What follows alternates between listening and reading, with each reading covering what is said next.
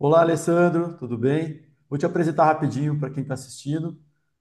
O Alessandro estudou comigo a mentoria, passou nos concursos aí, ele que vai falar melhor, então vou deixar agora com ele aqui. Alessandro, nome, idade, cidade que está agora e concurso que foi aprovado. Oi, Edu. Olá, pessoal.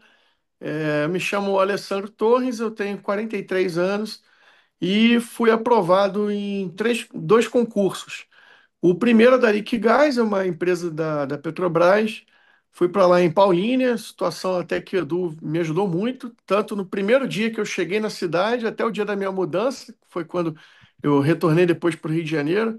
Saí da Liquigás, voltei para a iniciativa privada e depois foi aprovado num outro concurso para administrador estatutário na cidade de São José dos Campos, que é o meu cargo atual e é onde eu vivo. Bom, Alessandro, antes da aprovação, como era a tua vida? Você trabalhava, estudava? Eu trabalhava na iniciativa privada, trabalhei em grandes empresas, é, tinha um cargo de auditor, mas eu fui demitido uma primeira vez da Vale do Rio Doce. E depois eu fui demitido pela segunda vez no IRB, que era até uma empresa estatal. E aí, quando eu passei pela segunda demissão, num período muito curto, eu decidi que a melhor opção seria estudar para concurso.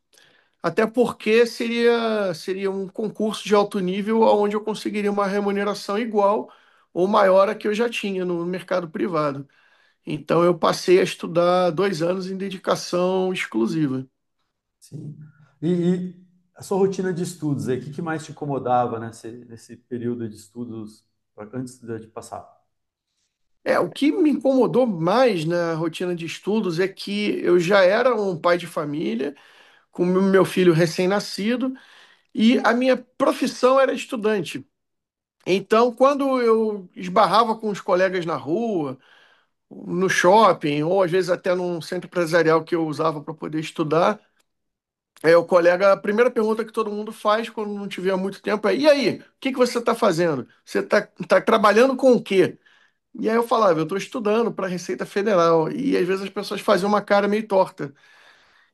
Hoje, já passado esse tempo de estudo em tempo integral, e depois de eu já ter sido aprovado em dois concursos bons, se eu me deparar com essa situação, eu não vou ter vergonha alguma, mas na época aquilo ali me incomodava bastante.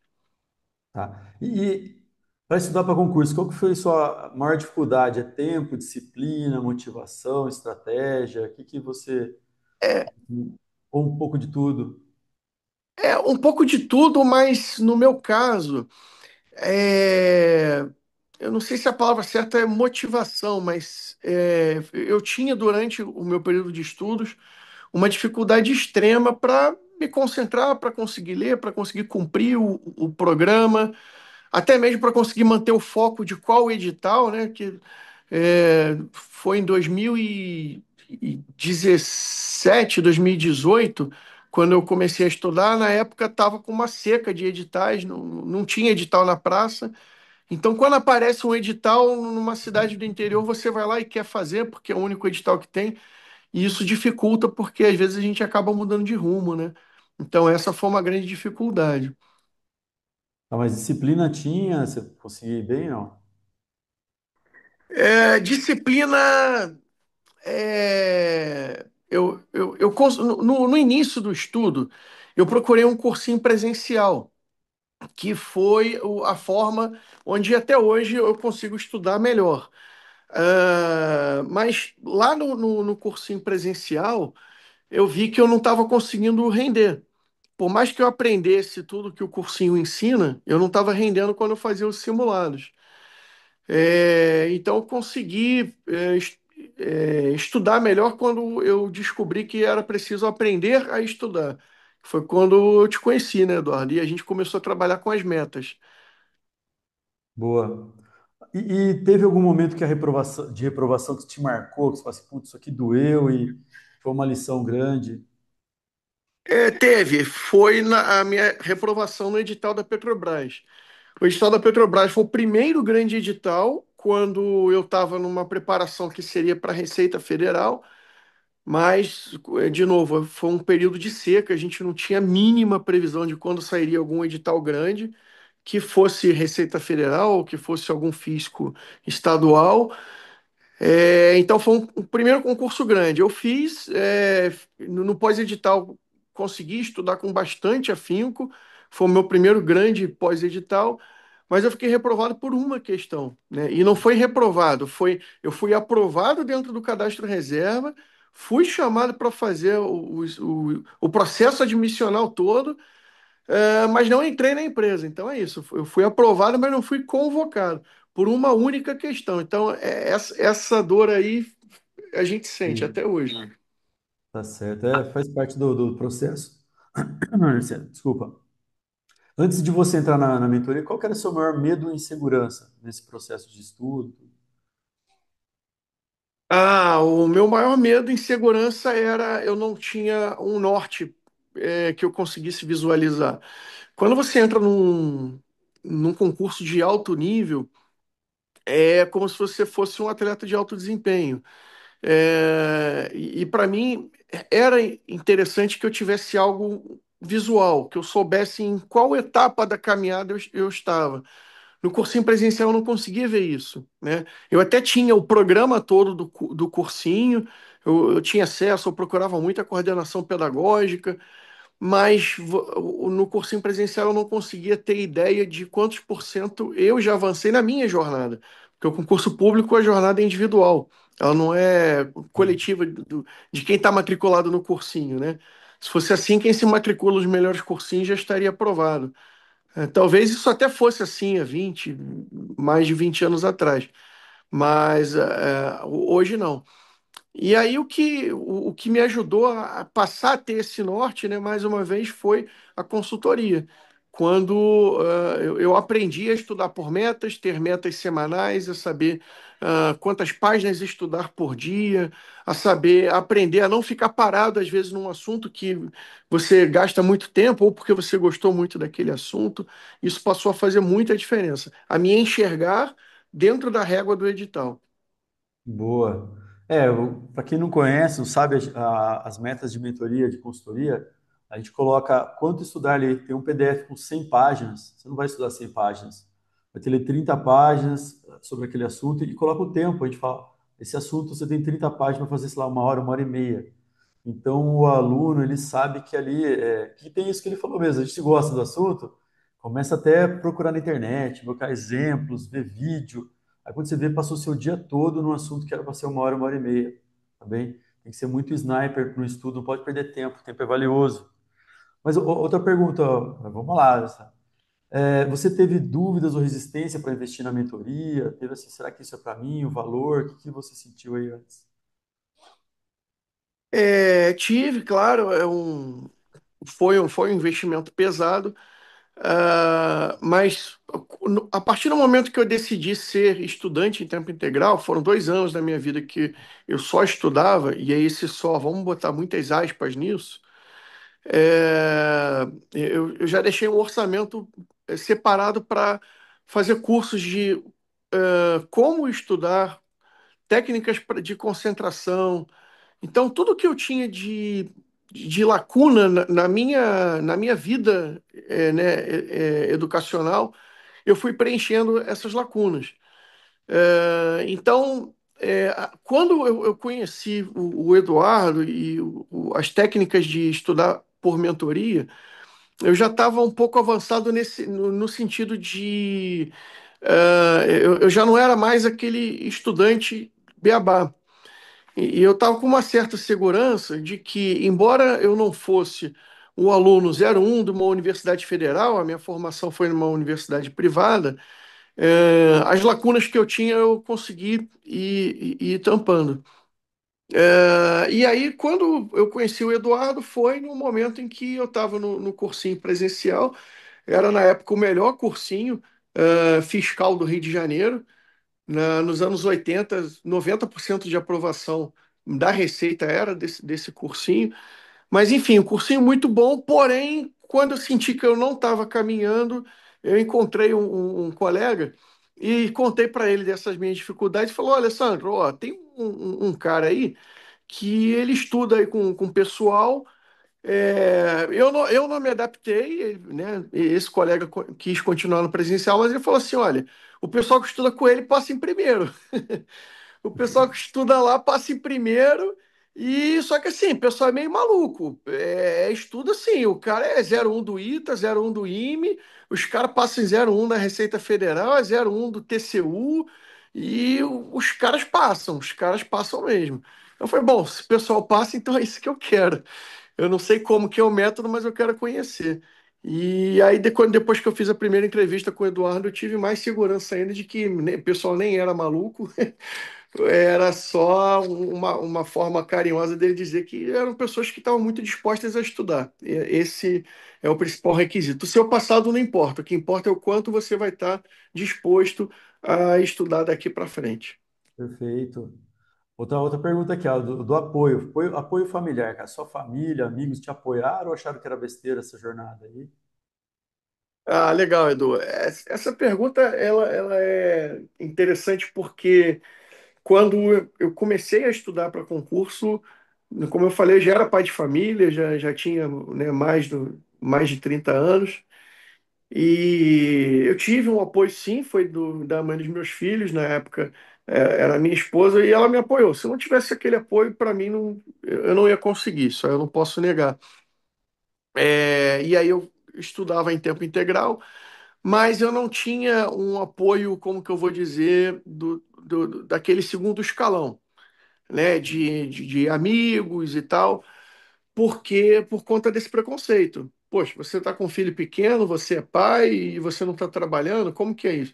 As pessoas não querem saber se no seu trabalho você ganha um salário mínimo ou se você ganha 100 mil reais. Elas querem te ver com a pastinha na mão dizendo que você está indo trabalhar. E na época nem existia trabalho remoto, então era mais inaceitável ainda você ver um pai de família só, com aspas, estudando.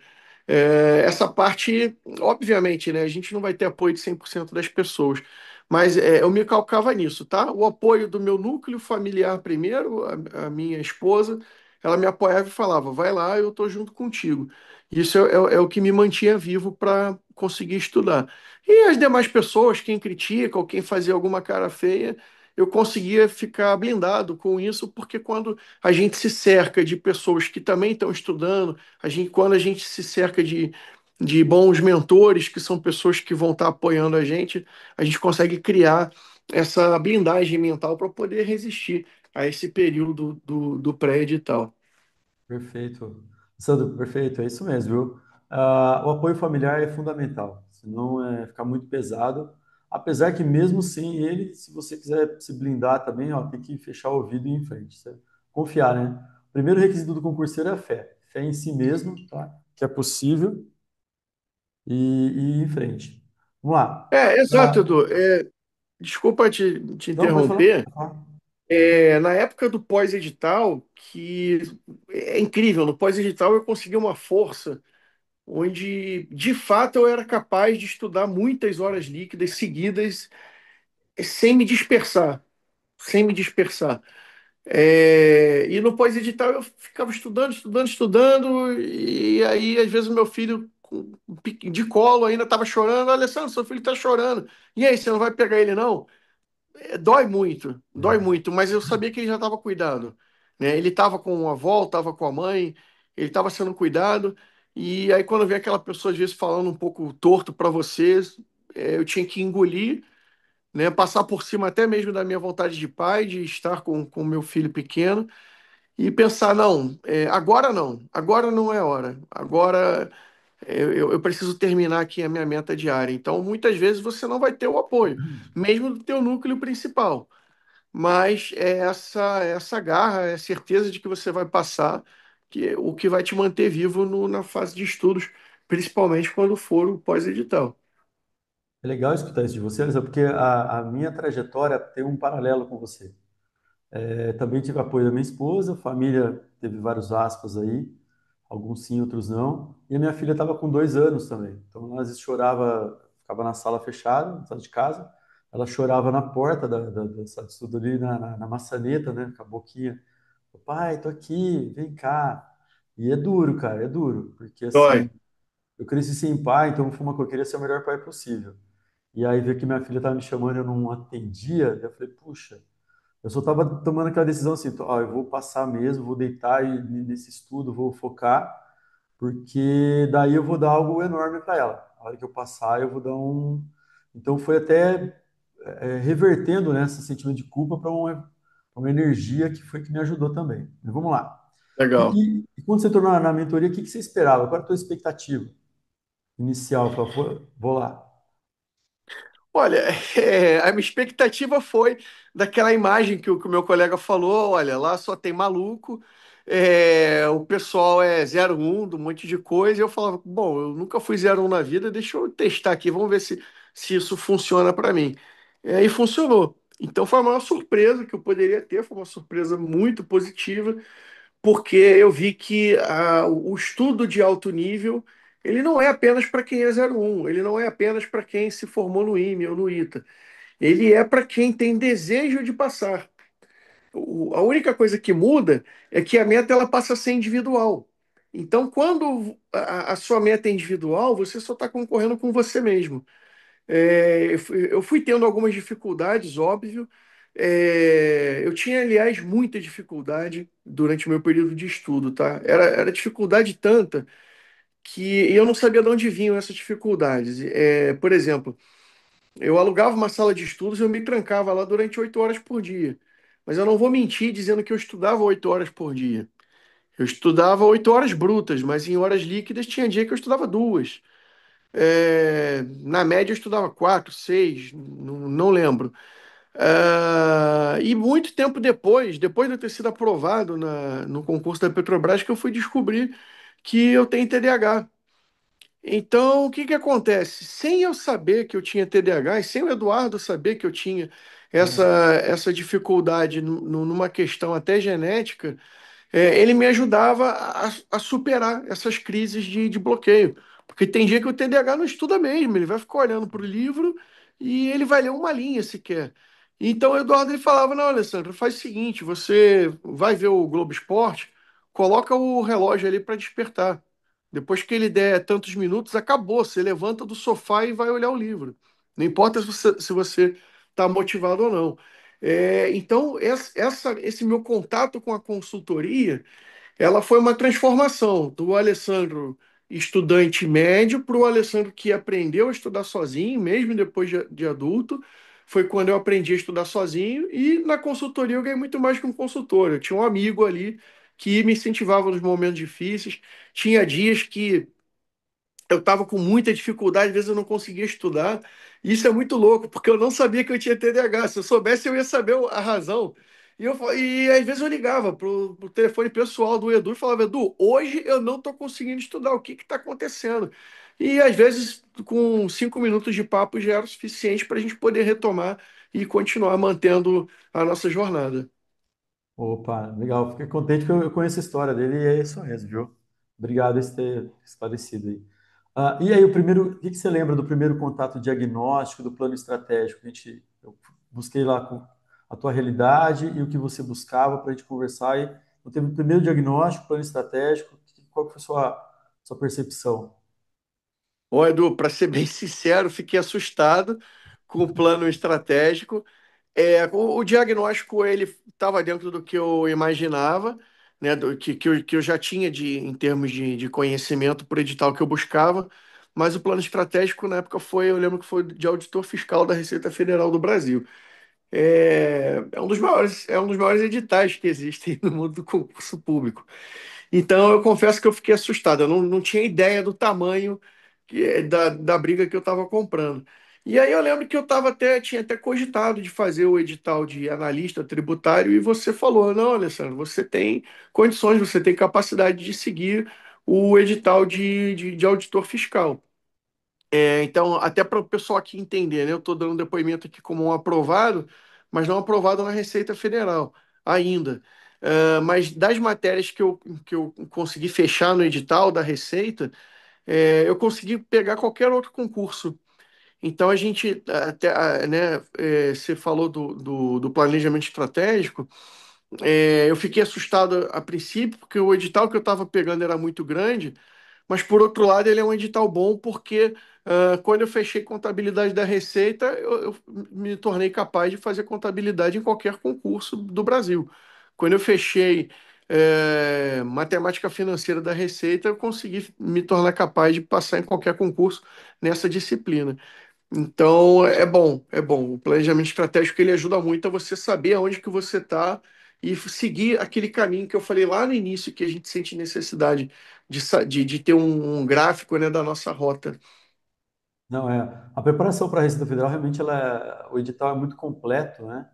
Complexo, grande. Então, eu até falo, se você prepara para o mais, você está pronto para o menos, né? Então, se tiver um edital que é um pouco menos, você consegue ir mais forte também.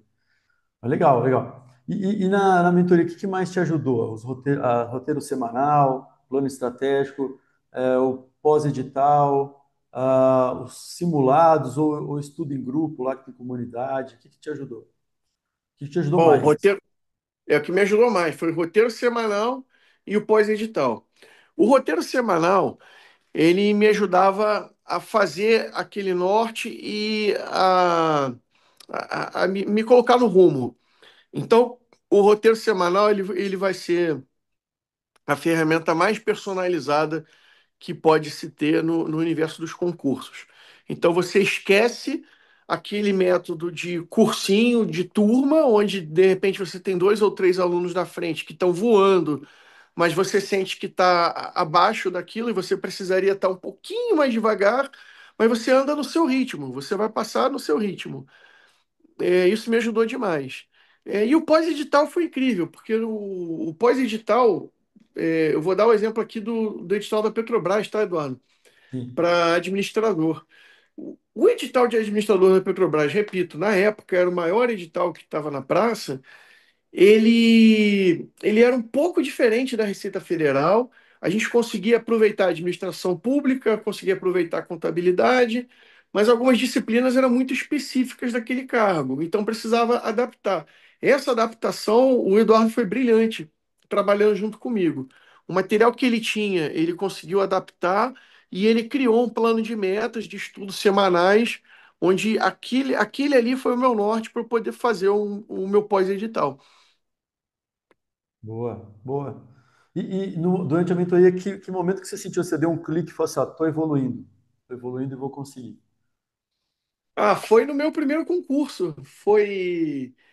É óbvio que eu não fui aprovado no meu primeiro concurso, mas depois que eu Normal. já estava fazendo a mentoria, eu me inscrevi num concurso do TJSP. Então, mesmo morando no Rio, na época eu morava no Rio, eu fui fazer um concurso TJSP só para teste. E de novo, era um dos pouquíssimos concursos que abriam na época. Fui para São Paulo e fiz o do TJSP. Qual que era a minha preocupação? Era resolver as disciplinas que estavam no meu edital. Na época eu não estudei para escriturário, não, nem era o meu foco. Mas só fazendo as disciplinas que eram comuns ao meu edital, eu fui muito bem. Né? Eu cheguei a ser aprovado, não passei dentro das vagas, mas fui aprovado da banca Vunesp. E aquilo ali me deu uma certeza de que eu estava no caminho certo. Legal. Acho que você não sabe essa. Eu fiz o TJ São Paulo como teste também, quando eu estava estudando para concurso. Eu peguei sétimo lugar. E tinha duas matérias que eu não estudei porque não tinha nada a ver comigo, que era estatuto do TJ e uma lei do TJ lá. Então você vê que se faltou essas duas matérias, se tivesse pego, talvez até mais alto. E fui convocado. Eu tenho até hoje recebi carta com a convocação, que é algo que Pô, não é legal, comum, Edu, né? não sabia, parabéns. Recebi em 2013 essa carta aqui. Eu tenho guardado, eu achei até que não, que tinha mudado para o Amazonas para trabalhar e voltei e achei essa carta aí, então foi bem legal. Falou do TJ, eu lembrei. Vamos lá. E o que eu falo pra você? E a notícia da aprovação aí, como é que foi? Quando você falou, pô, saiu meu nome, estou aprovado, o projeto começou a jornada começou a fazer sentido. Faz muito sentido, Edu. A notícia da aprovação é algo indescritível.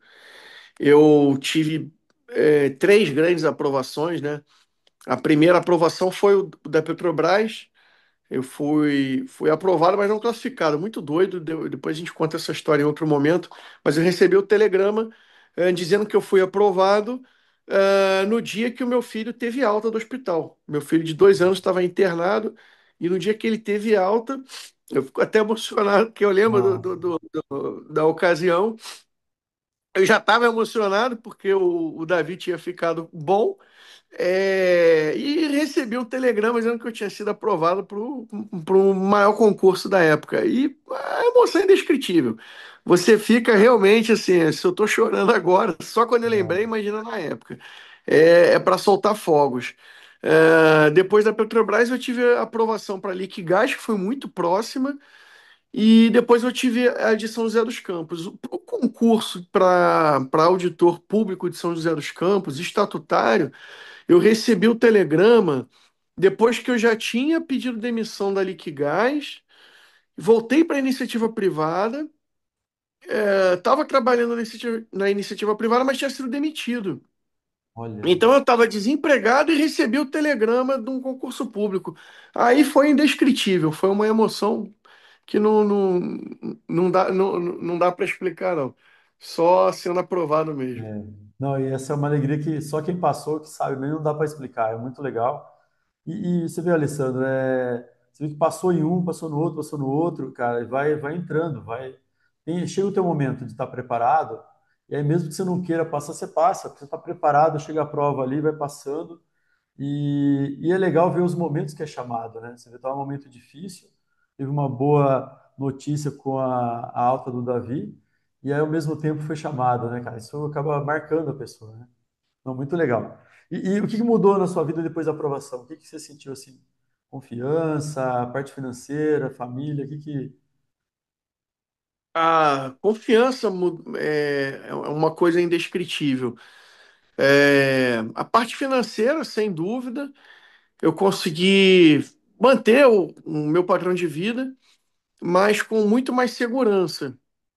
E essa segurança, eu tenho um relato muito recente eu acho que você nem sabe, mas eu estava doente até um mês atrás.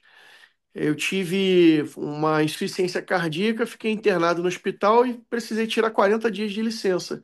Ah, Mas eu tirei 40 dias de licença com a mente muito tranquila, porque eu sabia que quando eu voltasse, o meu lugar estaria lá. Eu não vou ser demitido, eu não vou ser perseguido, eu sou estatutário. isso é legal. Então, assim, se isso fosse quando eu estava na consultoria privada, eu não teria uma paz de espírito, né? Não é que quem é CLT vai ser demitido toda hora, não é isso. Aliás, eu gostava muito de trabalhar como CLT, trabalhei em grandes empresas, mas você não tem essa paz. Então, essa paz de espírito eu pude experimentar agora, que eu precisei utilizar uma licença médica e retornei e estou voltando. E todos me receberam como se eu tivesse trabalhando desde sempre aqui. Essa segurança financeira é muito bom, é muito boa. Você tocou num ponto importante. Eu trabalhei no CLT 24 anos, né? Comecei a trabalhar 14 e fui diretor de empresa, gerente. Tem alguns casos que se você for infartado ou ter uma doença que não está legal, você acaba fechando suas portas, você não cresce mais na empresa. Por quê? A empresa entende que se você assumir mais compromissos, você vai estar estourando a sua saúde e pode ir embora. Ou que você não Nossa, vai tem aguentar isso. mesmo, né, o tranco. E aí, com o tempo, se você não tem essa possibilidade de subir, quem está embaixo quer o teu cargo, você está atrapalhando a escada ali. Então, algumas empresas acabam depois dispensando.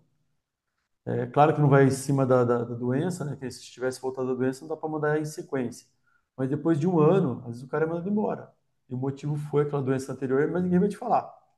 É simplesmente porque a empresa ela quer lucro, ela quer fazer as pessoas motivarem, subir a escadinha e não vai falar para todo mundo aí o que está acontecendo, entendeu? Vamos lá. Outra pergunta importante que todo mundo gosta de fazer aqui. Se pudesse voltar no tempo, o que você diria para si mesmo aí antes de entrar aí para a mentoria, antes de começar os estudos? O que que você diria aí? Se eu pudesse voltar no tempo, eu falaria a frase mais clichê que já me falaram, mas é a mais verdadeira e a mais eficaz, que é acredite, acredite e faça, porque quando a gente fica há 10 anos com um concurso no alvo, você vai olhar para 10 anos atrás e vai falar: poxa, eu tive tempos de interrupção aqui. Então, se eu interrompi um ano, se eu interrompi dois, nesse período de interrupção, poxa, será que eu não poderia estudar meia hora só por dia? Eu não estava podendo estudar 8 horas, porque eu voltei a trabalhar, mas meia hora eu podia. Hoje eu já teria sido aprovado. Então, essa mentalidade vem quando a gente olha para trás. Então, o que eu diria para o Alessandro de 10 anos atrás é: acredite, acredite. Se você só tem meia hora por dia, estude apenas essas meia hora por dia. Mas não pare, não pare nunca. Eu comparo, Edu, o concurso público com uma jornada de caminhada. Aqui em São José dos Campos, eu trabalho aqui na beira da rodovia Presidente Dutra. E a gente tem uma experiência muito interessante, uma experiência muito bonita de fé, que todo mês de outubro a gente vê milhares de romeiros e milhares fazendo uma caminhada desde da capital de São Paulo até a cidade de Aparecida. E esses romeiros, eles caminham 40, 50, às vezes 100 quilômetros, e e fazem esse percurso em questão de alguns dias, né? Por mais lento que a pessoa seja, ela não vai levar um mês caminhando. E a comparação que eu faço com a jornada do concurso público é essa. Imagina que alguém chegue para você, Edu, e fale assim: Edu, você precisa entregar essa carta aqui na cidade vizinha que fica 42 quilômetros. Você vai de Atenas, é Atenas? Eu agora não lembro. Você vai de Atenas até a cidade de Maratona. Você vai lá entregar essa carta. Aí você pensa: tá bom, eu vou lá, mas eu nunca corri uma maratona na vida. E aí você tem duas opções. Ou você trava a sua mente e passa o resto da sua vida se preparando para ser um corredor de maratona de alto desempenho, para você querer correr a maratona em 3 horas, e pode ser que você consiga. Só que para você conseguir esse processo, você vai precisar de 5, de 10 anos. Ou você pode falar: não, eu vou até lá com os recursos que eu tenho, eu não consigo ir correndo, mas eu vou caminhando. E quando você vai caminhando, você vai chegar em menos de um dia. Dois no máximo. Você consegue fazer uma maratona em 2 dias, se você for caminhando. Então é isso, é você acreditar que o caminho não é tão difícil quanto uma maratona profissional de alto desempenho. É algo que todo ser humano faz. Então faça no seu ritmo, você vai chegar, você vai conseguir. Nossa, e esse conselho é fundamental, viu? Porque a maioria acha assim, ah, não tenho condições, esperando as melhores condições. Não existe melhor condição. Gente, o tempo Exatamente, todo Edu. é uma mãe doente, é um parente, é um filho, esposa, é o trabalho dando com dificuldade, né? É a saúde, às vezes sua saúde cai, né? Então, um período de friagem, etc., a pessoa está doente, etc. Então, não tem um momento perfeito. É o que o Alessandro colocou. Você não vai ser o perfeito, você vai ser o melhor seu todo dia até conquistar, tá bem? Mas é perfeito essa analogia que você fez, viu, Alessandro? Gostei muito, eu não conhecia e Legal. gostei muito, viu? Alessandro, o que você diria para aquela pessoa que fala assim, eu não tenho tempo para estudar? Eu daria essa risada e ia falar: você tem tempo sim, danadinho. Eu fiz uma conta rápida e eu vi o seguinte: imagina que você durante 5 anos. 5 anos talvez não seja um prazo bom para quem é um estudante de alto desempenho, como o Eduardo. Mas vamos botar 5 anos aí. Se você tem 5 anos estudando apenas 15 minutos por dia, de manhã, e 15 minutos à tarde, ao longo desses 15 anos você fechou 1.000 horas líquidas. Então, se você tem 15 minutos, você tem 1.000 horas líquidas. Com 1.000 horas líquidas, Edu, eu acho que o Edu pode falar melhor do que eu. Você Passa, passa em qualquer edital de 10 passa mil na reais, de NASA, 15 mil reais. passa na NASA. Assim, eu achei legal o Alessandro falar, mas o que eu sempre falo, tá? É para minha filha e todo mundo. O tempo é prioridade, não é tempo, é prioridade. É uma coisa que o rico e o pobre têm igual. Todo mundo acorda com as suas 24 horas para ser utilizado. Quer um concurso, alguma coisa? Não dá para dormir 9, 10 horas por dia. Tem gente que quer dormir 9, 10 horas por dia. Fala, fui dormir tal hora, acordei tal hora. Fala, "Bom, você dormiu 10 horas, cara. 6 horas e meia, 7 horas por dia dá muito bem. Tá? Então tem gente que eu falo, vai dormir às 10, dá para acordar 4:30 da manhã. Você dormiu 6 horas e meia. 4:30 da manhã você acorda e estuda. Ah, mas eu tenho que sair de casa às 7:30. Dá 3 horas. Das 4:30 às 7:30 dá 3 horas. Você tem 3 horas, é a sua primeira hora do dia. Acabei de acordar, a cabeça está limpa, não tem ninguém acordado, não tem televisão, não tem barulho em casa. Aí você fica até 7:30, que provavelmente não tenha tudo o que eu te falei, nessas 3 horas não vai ter. Então você 3 horas bem produtivas, né? E tá o quê? Prioridade. Mas não, eu quero chegar em casa às 7, quero tomar um banho longo, quero jantar em 1 hora, quero ficar na televisão, quero assistir meu time, nada contra assistir o time. Mas se você quer alguma coisa grande, vai ter que abrir mão de algumas coisas, né? Então, eu trabalho 8 horas por dia, tá? 8 horas de trabalho mais 7 de sono dá 15. Sobraram 9 horas no seu dia para você separar 3. 3 horas por dia dá para estudar bem para concurso, sabe? Então, o que que é falta de tempo? Na verdade, é falta de prioridade. Você está priorizando várias coisas e o estudo para concurso é se der tempo, se sobrar tempo. Então, se sobrar tempo, isso aí não é uma prioridade para você. É isso. Não vai demorar mais ou você realmente não quer. Tá joia? Ó, outra pergunta.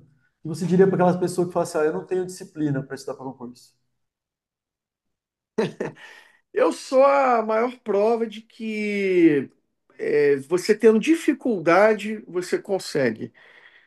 Disciplina tem que ter, né? Eu não me considero uma pessoa que não tem disciplina, mas eu tinha muita dificuldade para estudar. E eu não sabia da onde vinha essa minha dificuldade, eu não sabia mesmo. O meu processo de estudo para concurso público foi um processo de autoconhecimento, porque eu fiz todo o ensino médio em escola pública, depois fiz a faculdade particular, né, deveria ser o inverso, e a minha educação tinha muitas lacunas, mas a minha preocupação não era essa, a minha preocupação é por que que mesmo sendo muito inteligente, eu nunca consegui ser aquele aluno 01. Eu não sabia o porquê, da onde vinha essa dificuldade. Mas essa dificuldade não era falta de disciplina. Essa dificuldade era algo genético, era algo orgânico. Depois eu descobri que eu tinha o que eu tenho TDAH. Mas sem saber que eu tenho TDAH, eu fui buscar as ferramentas para falta de concentração, para dificuldade de planejamento, dificuldade para quebra de metas. eh, eu não sabia fazer resumo. Então, todas as dificuldades eu fui fazendo curso. A gente estava conversando agora, né, Eduardo? Quando a gente está ingressando em um projeto novo, a gente procura se aperfeiçoar, se aprimorar.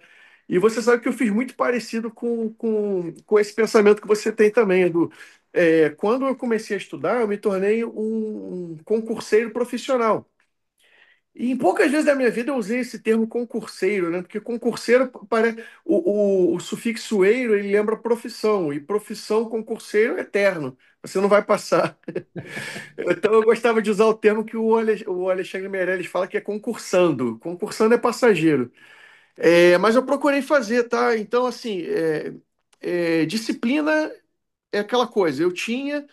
Mas eu tinha dificuldade de colocar os projetos em prática. Então, eu fui fazer curso de memorização, fui fazer curso de aprenda a fazer resumos, leitura dinâmica, comprei software para fazer leitura, é algo que eu uso até hoje na minha vida, porque quando eu leio o PDF, eu gosto de ler com aquela. Tem gente que não se adapta, mas eu gosto de ler com aquela voz porque ela me ajuda a cadenciar.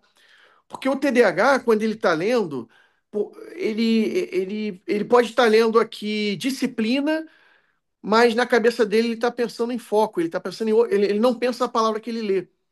Então, quando você lê em voz alta, né, para quem tem algumas dificuldades, funcionam essas técnicas. Então, Ajuda. eu fui me aprimorando naquilo que era a minha deficiência. E hoje se tornou, Edu, as minhas deficiências se tornaram as minhas maiores virtudes.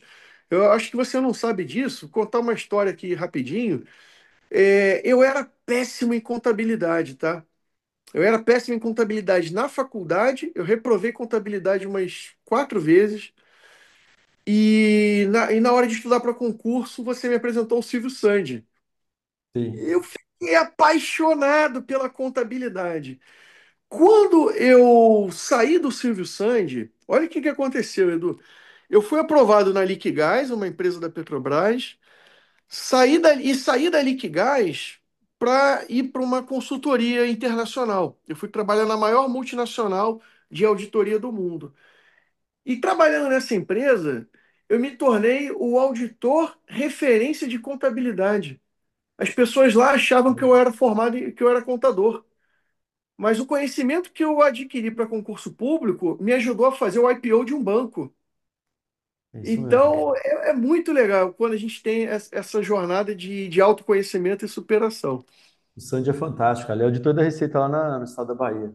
E ele é muito bom em contabilidade. O que eu aprendi com ele também foi fantástico, né? E você vê, essa experiência, eu também não tinha tanta profundidade em contabilidade.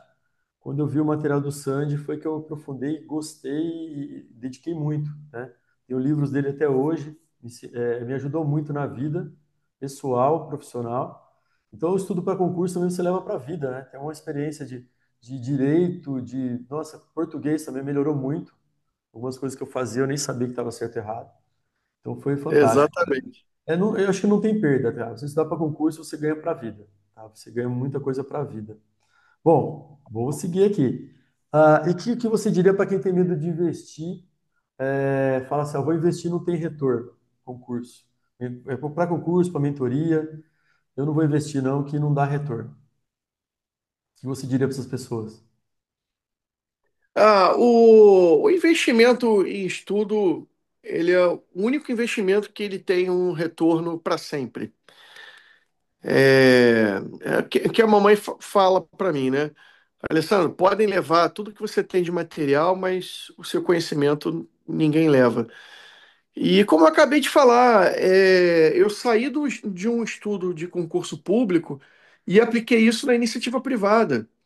Eu peguei o que eu tinha de contabilidade e utilizei para fazer um IPO de um banco. Foi um IPO de 20 bilhões de reais. Então, assim, hoje eu sou um servidor público, mas se eu quiser, eu ainda posso abrir uma consultoria minha e ganhar muito dinheiro com isso, porque é uma área de conhecimento que poucas pessoas têm.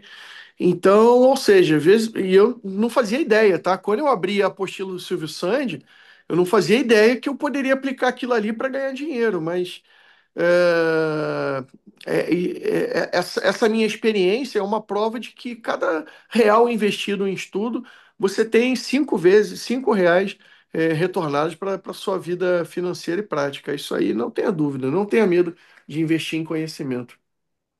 Pensando agora a pergunta final, tá? O que você diria para quem está buscando aprovação, que quer mudar aí que está assistindo agora a gente e sonha em ser aprovado? O que você falaria para essa pessoa? Edu, eu vou falar a mesma frase que uma ex-aluna sua também, que foi aprovada num concurso do ISS de Cuiabá, se não me engano, ela falou: acredite, é uma palavra, não é nem uma frase, é acredite em você mesmo.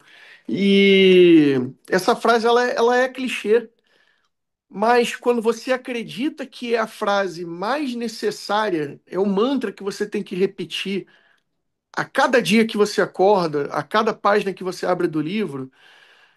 Quando você passa a acreditar em você, o teu sonho vai se tornando realidade.